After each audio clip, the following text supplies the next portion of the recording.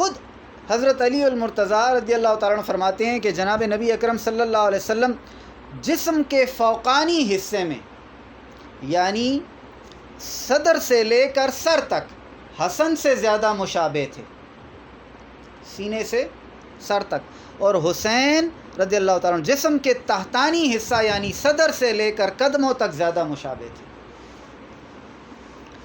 اس روایت کو امام ترمذی لے کر آئے ہیں۔ امام احمد ابن حنبل نے بھی جلد 23 صفحہ 169 پر اس کو ذکر کیا۔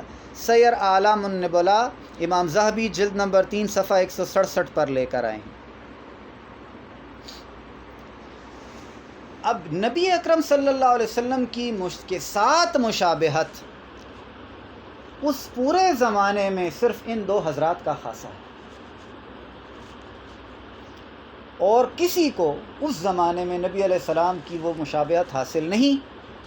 اسی لیے آپ کے پردہ کرنے کے بعد صحابہ کرام ان کی زیارت کے لیے آتے تھے، کیونکہ ان کے چہروں پر نبی علیہ السلام کی زیارت ہوتی تھی۔